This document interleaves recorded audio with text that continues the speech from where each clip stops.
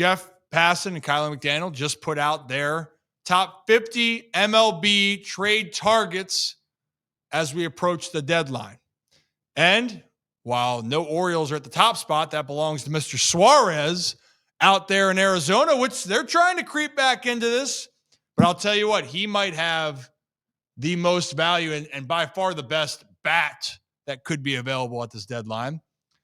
But we did mention earlier that there are a lot of Orioles that teams would probably want. So, Zach, can we pull up the list that Jeff Passan had there and where the Orioles rank?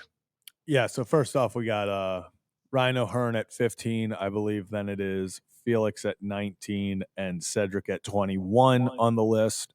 A few others down in the, I believe, Charlie Morton and Zach Eflin actually fell in between the 30s and 50s in that as well. But yeah, at the moment, Ryan O'Hearn is the top, quote unquote, Oriole to be traded with a trade chance of 85%.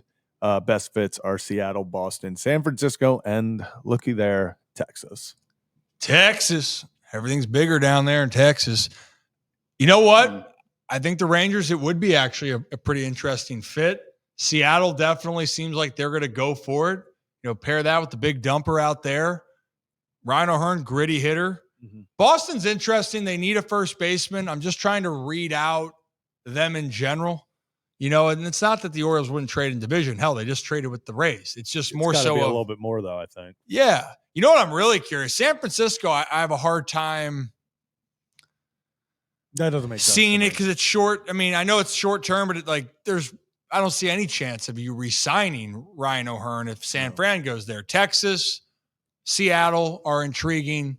I think that could even be intriguing long term if someone's going after Ryan O'Hearn. So I like that. I think that it's fair to say, guys, Ryan O'Hearn, unless he's given an extension to stay in Baltimore, I feel like this is going to be pretty accurate. This is something that's going to be a sad day, but I feel like they're moving towards this. Yeah. Right? What's next on the list? Yeah, so next on the list, I'm just going to go down instead of switching up. We have Felix Bautista at 15%, but he is the number 19. 19th? Yeah, that's crazy. Yeah, this is where what I was saying earlier, because like some of the names that are ahead of him, like I don't know, like I understand it, you know, for some of these, but even like Griffin Jacks, like I can't come to terms. Like Zach Gallen's 5.7 ERA. At the time of this, 6.04 ERA is 12. Like that's not better than Felix Bautista. That's like that. So I get it. He's coming off Tommy John, all that, but Felix Bautista, you got to be blown away. 15%. I'd probably put it closer to 10, but I'm not going to nitpick. I might put it at 2. Yeah, I'd probably go 5. I find it very hard to see that it would be that big unless Jeff Passan and them know about a trade package that we don't know that's floating out there. Painter, like Mick Abel. Yeah, like if there's something by the Dodgers, I almost said the Eagles, Phillies, Detroit, and Texas. Like if one of them is giving up a haul, then yeah. But I'll even go this for like Los Angeles. Their top prospects that you would want, like their 2 top guys, are both outfielders. I don't know if the Orioles need more outfielders. Philly, obviously, unless they're giving up Abel or Painter, which I don't think they would really do right now. Detroit, I've not even really looked, to be honest with. I really don't think, unless it's one of the heavy hitters like Philly or LA, I just don't see anything. The juice. We went through the list the other week, Zach, of starting pitchers that are top prospects. Mm-hmm. The Mets was like one of the ones we could see. Toronto has one guy in the top 10 in that region. And then it's just the Phillies. The Phillies have top arms in Painter and Abel, but I don't think they're going to give up Painter. And I think that's what it's going to take to have to get Felix. But they are desperate, by the way. You saw Kevin, David Robertson's back. Mr. Robertson, $12 million. I'll give maybe they can get Kyle Gibbs on a retirement and turn him into a reliever for him. They could. Kyle, want to come back for one last ride? even though he almost retired. One last ride. One last. Yeah.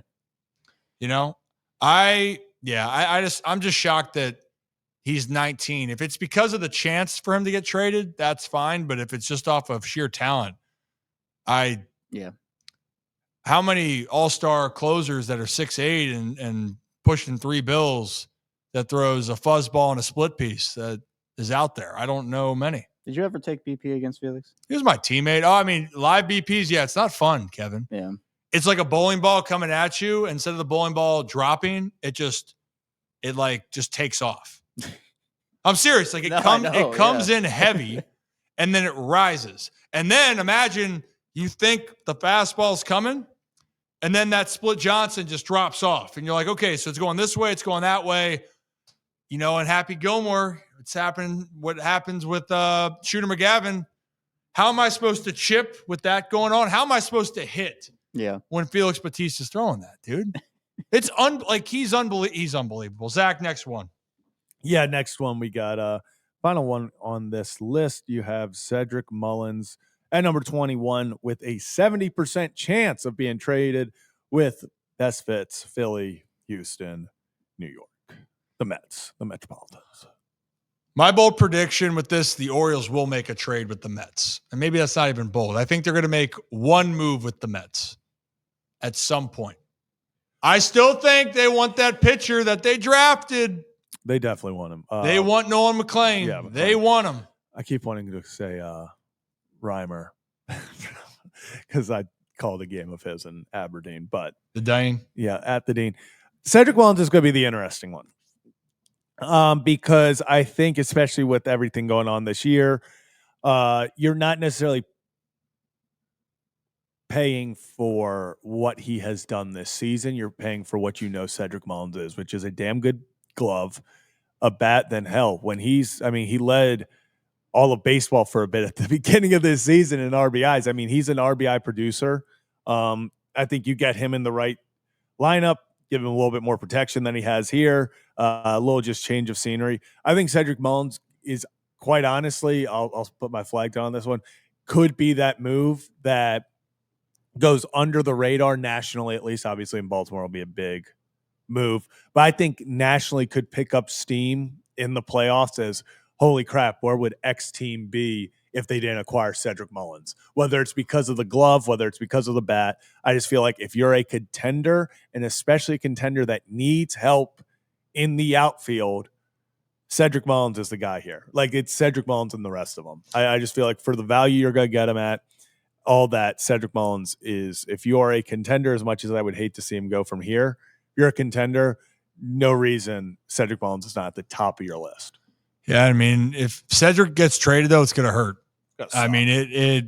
You guys know I love Ceddy. I would love, if the Orioles would commit to him, I'd love for him to be here long term. Mm-hmm. You know, I just think that he embodies what you want, but I understand, and we get it. He's not a 27-year-old player. He's a 31-year-old player. It's going to be a free agent. And you have prospects, and you have to make decisions, and they are going to suck. And when that time comes, Kevin said we're taking 4 tequila shots each. Wow.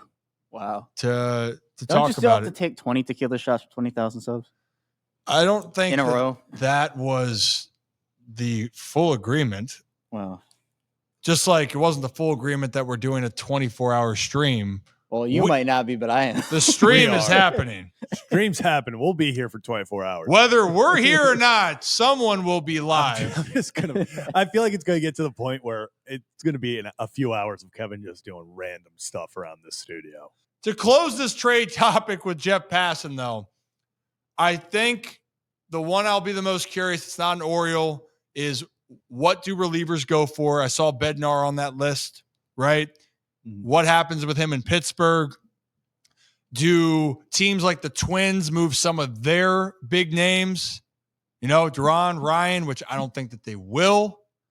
Who else? I think Suarez, to me, is though, would the Yankees give up a haul to get him? And you're hearing that the Diamondbacks, they got to make a choice. But talk about a team that's got a lot of talent to give, and talk about guys that have underperformed. Zach Gallen's in a contract year. Yeah. And he's struggling.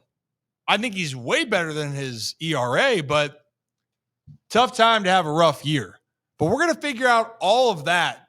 But make no mistake, these names that are going to be talked about, teams are going to fight over some of these players because so many teams think that their team has a chance. And if you do it right, you can get the right investment. And this is why also this is different than any other sport, in my opinion. It's not like football. That was one of the other tweets I saw of comparing value. In football, Kevin, because I know Locked On Kevin, Locked On Ravens, you guys should and subscribe to the channel there. Yes, thank you. Football, typically, when you make trades, it's usually if you trade a great player, draft capital is the big part that gets traded here, and then you try to knock out that pick. Now we have seen, like this past year, the Steelers traded Minka to get Jalen Ramsey and also got Jonnu Smith, right? Draft pick as well. But when you look at other teams, Tyreek Hill getting traded, draft picks. Laramie Tunsil being moved around, draft picks. The Ravens getting Roquan Smith, draft pick. And a linebacker. Right? So but the point is, in baseball, you're trading mainly for current players. Like the competitive picks now, that's a new thing. Yeah. That's very new. And you're not going to know for 3 or 4 years. Right. But how about this? Like, this is the example. The Nationals with the Juan Soto trade there, and I'd even argue the Padres trading Juan Soto to the Yankees. Both those, they got players that were going to help their team in the short term and long term. And it worked. It did. Nationals got 3 All-Stars already in Gore, James Wood, and C.J. Abrams. So there is a lot of value for making these trades, and it's a way different system with how baseball works. So I just wanted to point that out, and that's why we're not going to fully know what's going to happen. But I guess we'll find out in 9 days. But if you're new to the channel, hit that like and subscribe button. Ryan Ripken Show. We do this live every Tuesday, Wednesday, Thursday right here on YouTube, X, and Facebook.